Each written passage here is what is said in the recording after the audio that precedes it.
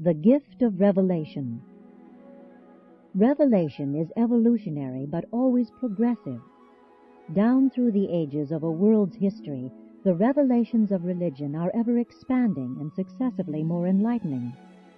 It is the mission of revelation to sort and censor the successive religions of evolution.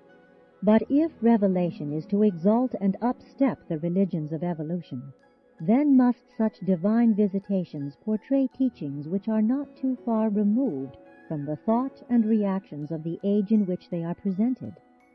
Thus must and does revelation always keep in touch with evolution. Always must the religion of revelation be limited by man's capacity of receptivity. But regardless of apparent connection or derivation, the religions of revelation are always characterized by a belief in some deity of final value and in some concept of the survival of personality identity after death. Evolutionary religion is sentimental, not logical. It is man's reaction to belief in a hypothetical ghost spirit world, the human belief reflex, excited by the realization and fear of the unknown. Revelatory religion is propounded by the real spiritual world. It is the response of the super-intellectual cosmos to the mortal hunger to believe in and depend upon the universal deities.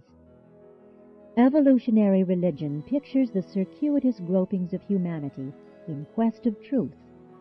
Revelatory religion is that very truth. There have been many events of religious revelation, but only 5 of epochal significance. These were as follows. 1. The Dalmatian teachings. The true concept of the first source and center was first promulgated on Urantia by the 100 corporeal members of Prince Caligastia's staff. This expanding revelation of deity went on for more than 300,000 years, until it was suddenly terminated by the planetary secession and the disruption of the teaching regime.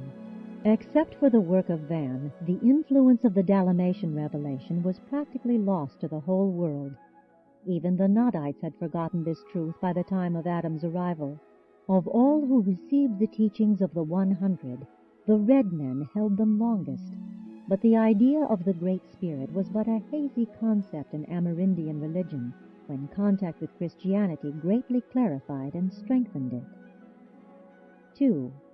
The Edenic teachings. Adam and Eve again portrayed the concept of the Father of all to the evolutionary peoples. The disruption of the first Eden halted the course of the Adamic revelation before it had ever fully started. But the aborted teachings of Adam were carried on by the Sethite priests, and some of these truths have never been entirely lost to the world.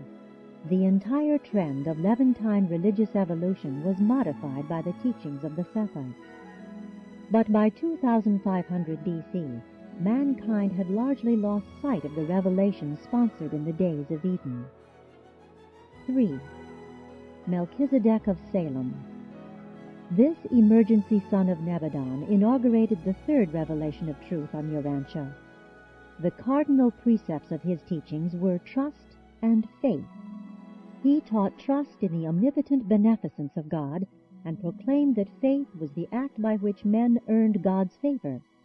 His teachings gradually commingled with the beliefs and practices of various evolutionary religions and finally developed into those theologic systems present on Urantia at the opening of the first millennium after Christ.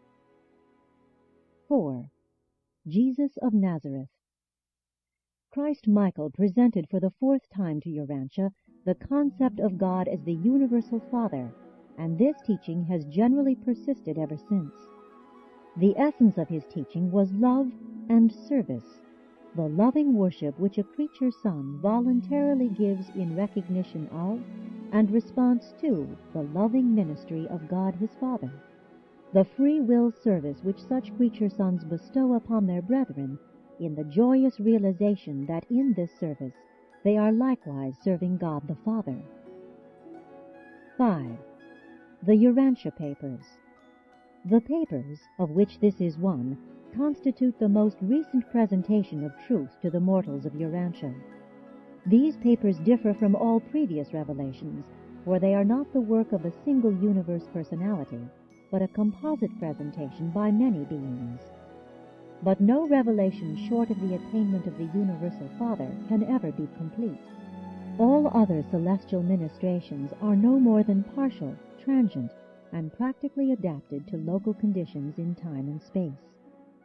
While such admissions as this may possibly detract from the immediate force and authority of all revelations, the time has arrived on Urantia when it is advisable to make such frank statements, even at the risk of weakening the future influence and authority of this, the most recent of the revelations of truth to the mortal races of Urantia.